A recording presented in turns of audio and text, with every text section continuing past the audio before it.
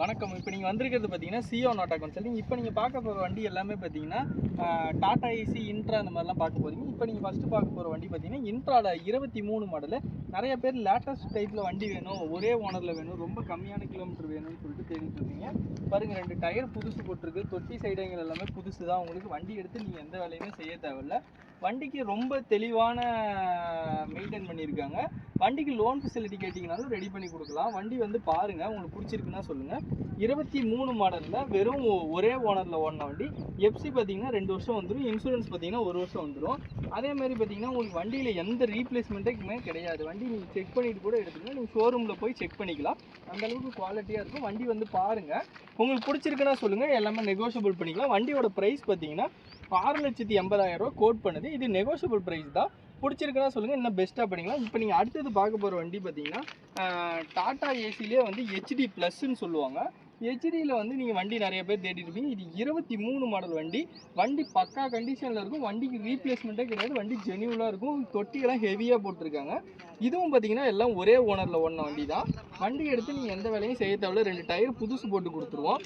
அதேமாரி இந்த வண்டி பார்த்தீங்கன்னா நார்மல் டாடா ஏசியோட ஒரு தொட்டி வந்து 1/2 அடி பெருசாக வரும். நீங்கள் கூட்ஸ் வைஸ் இல்லை எல்லாமே கொஞ்சம் ஹெவியாக போட்டு யூஸ் பண்ணுற மாதிரி ஆளாக இருந்தீங்கன்னா உங்களுக்கு இந்த வண்டி வந்து சூட் ஆகும். இந்த வண்டியோட ப்ரைஸ் பார்த்தீங்கன்னா வெறும் 5,10,000 வரும். இதுவும் நெகோஷியபிள் ப்ரைஸு.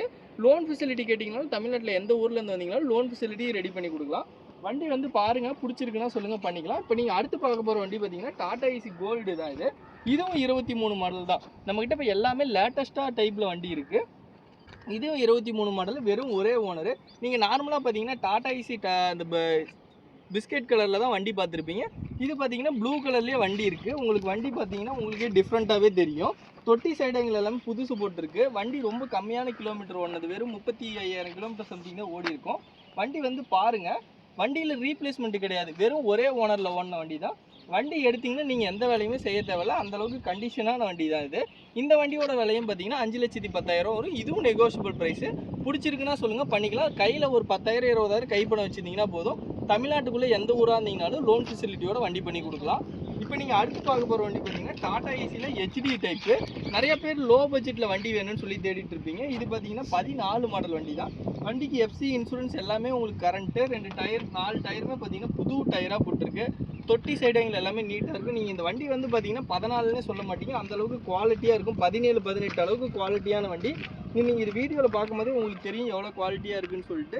இந்த வண்டிக்கு நீங்கள் தமிழ்நாட்டில் எந்த ஊர்லேருந்து வந்தீங்கனாலும் சரி, லோன் ஃபெசிலிட்டி கேட்டிங்கன்னா அதுவும் ரெடி பண்ணி கொடுக்கலாம். இந்த வண்டியோட ப்ரைஸ் பார்த்தீங்கன்னா ஒரு 2,90,000 சொல்லுது. இது நெகோஷியபிள் ப்ரைஸ் தான். இது ஃபிக்ஸட் ப்ரைஸ் கிடையாது. வண்டி வந்து பாருங்கள், பிடிச்சிருக்குன்னா சொல்லுங்கள், இன்னும் பெஸ்ட்டாக பண்ணிக்கலாம். போதுங்களா?